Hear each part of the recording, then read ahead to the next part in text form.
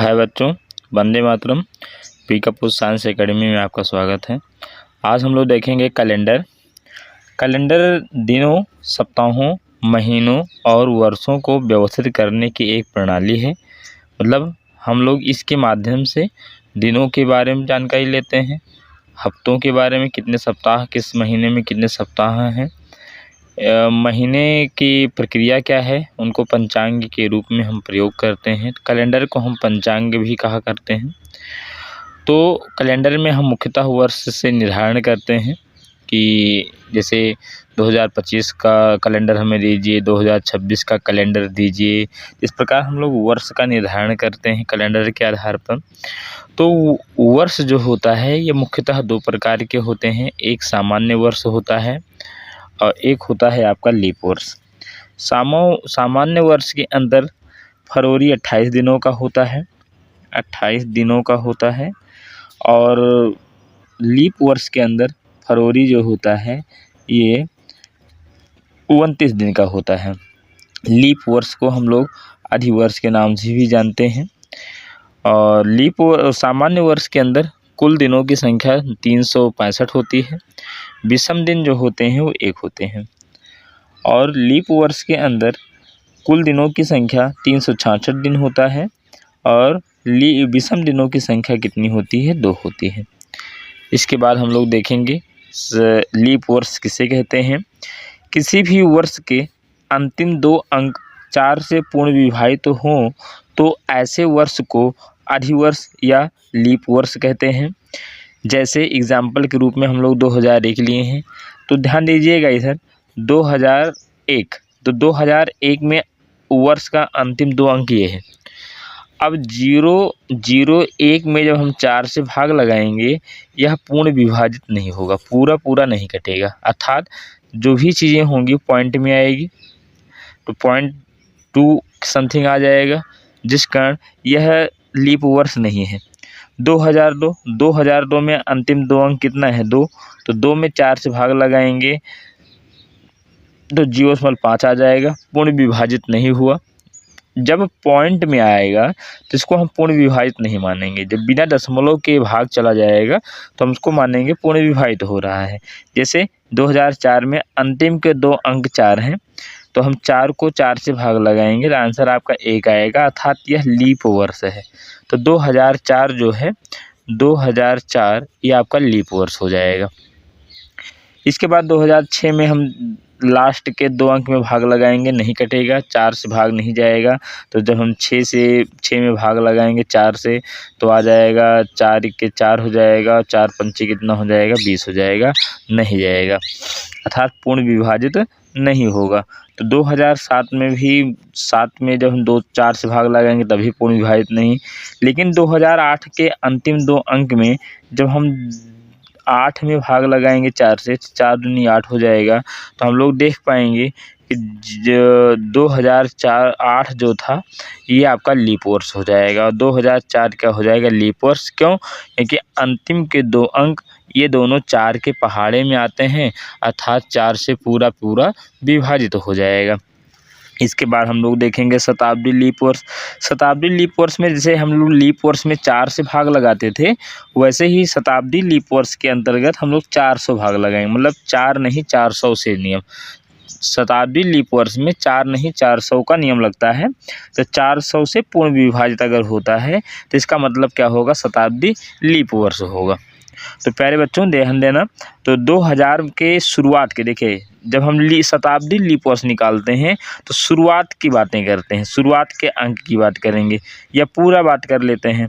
या अगर हम 4 से ही बात करें तो लीप वर्ष में अंतिम के 2 अंक 4 से विभाजित तो हों, और शताब्दी लीप वर्ष में अगर हम 400 ना देखें तो ये देखेंगे कि शुरुआत के 2 अंक 4 से क्या होने चाहिए? विभाजित तो होने चाहिए। क्यों? क्योंकि वही चीज़ यहाँ आ जाएगा। देखो 2000 में जब हम 400 से भाग लगाएंगे तो 2 जीरो कट जाएगा, बचेगा 20 और नीचे बचेगा 4। तो हम लोग कह सकते हैं कि शताब्दी लीप वर्ष में शुरुआत के 2 अंक में हम 4 से भाग लगाएं, अगर पूरा करता है तो हम मानेंगे शताब्दी लीप वर्ष है। तो ये देख पा रहे हैं, जब हम लोग 2000 में 400 से भाग लगाया या कह दो आगे के 2 अंक में 4 से भाग लगाया, तो आपका देख पा रहे हो 4 पंचे आ जाएगा 20, अर्थात आप पूरा विभाजित हो जा रहा है। तो आपका शताब्दी लीप वर्ष कितना हो जाएगा 2000। 2003 में जब हम 400 से भाग लगाएंगे तो 2 जीरो कट गया, लेकिन 4 30 से नहीं कटेगा, अर्थात यह शताब्दी लीप वर्ष नहीं है। 4000 में अगर हम 400 से भाग लगाते हैं तो 2 जीरो कट जाता है और 4 दहम 40 हो जाता है, अर्थात 2004 शताब्दी लीप वर्ष हो जाएगा। प्यारे बच्चों, अगर हम 2016 देखें तो 2016 भी शताब्दी लीप वर्ष नहीं होगा, 2050 भी शताब्दी लीप वर्ष नहीं होगा। शताब्दी लीप वर्ष होने के लिए लगातार आपको 3 जीरो की आवश्यकता या 2 जीरो की आवश्यकता होगी, जिससे वो 400 से क्या लग सके, भाग लग सके।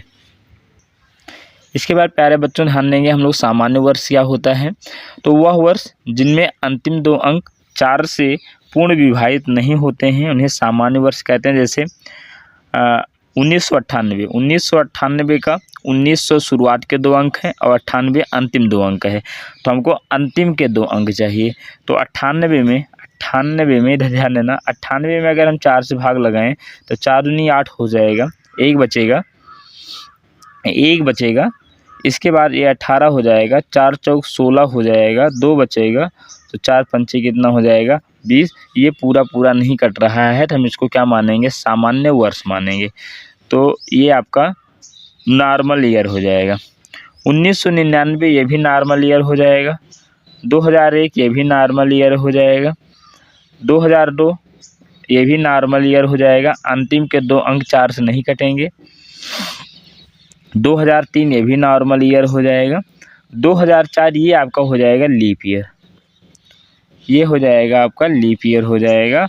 और 2005 ये भी आपका नॉर्मल ईयर हो जाएगा। प्यारे बच्चों, तो इस प्रकार हम लोग सामान्य वर्ष और लीप वर्ष देखिए। मतलब जैसे हम मान लीजिए हमने ले लिया एग्जांपल ले लें 2016, तो अंतिम के अंक 16 में अगर 4 से कट जा रहा है तो हम लोग कहेंगे कि यह 2016 लीप वर्ष है।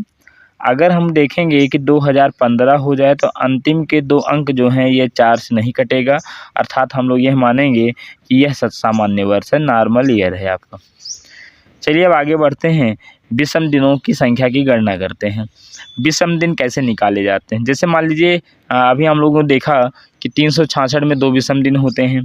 तो विषम दिन ज्ञात करने के लिए दी हुए दिनों की जो संख्या होगी, जितने दिन दिए रहेंगे उन दिनों में हम 7 से भाग लगाएंगे और भाग लगाने के बाद जो शेषफल मिलेगा उसी शेषफल को हम लोग क्या नाम दे देंगे, विषम दिन नाम देंगे। विषम दिन को और कैसे कह सकते हैं, वे दिन जो अपना पूरा सप्ताह नहीं बना पाते हैं उन्हें विषम दिन कहा जाता है। जैसे 31 दिन, अब 31 में हम 7 से भाग लगाएंगे तो 7 चौक कितना हो जाएगा 28 हो जाएगा और 3 बचा। अब 3 दिन ऐसे हैं जो सप्ताह, क्योंकि 3 दिन मिलकर कौन सप्ताह बनेगा, कम से कम 7 दिन होने चाहिए सप्ताह बनाने के लिए। तो हम ये देख रहे हैं 3 दिन, तो 31 दिन के अंदर कितने विषम दिन आ गए, 3 दिन। ये आपका क्या बन जाएगा, विषम दिन बन जाएगा। तो अगर 365 पर देखें, 365 की अगर हम लोग बात करें तो 365 की अगर हम लोग बात करें 365 की अगर बात करें तो हम कितने भाग लगाएंगे, 7 से।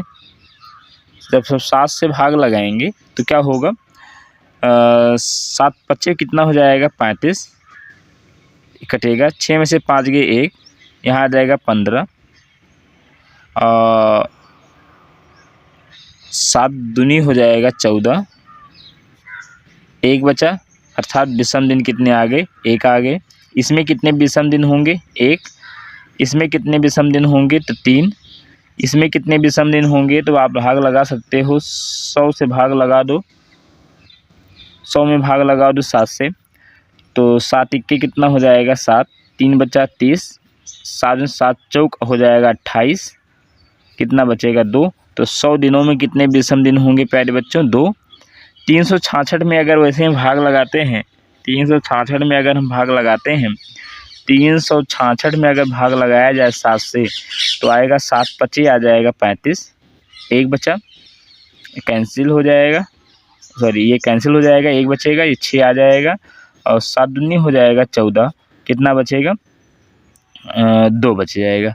तो 366 दिन में कितने विषम दिन होते हैं, 2 विषम दिन होते हैं।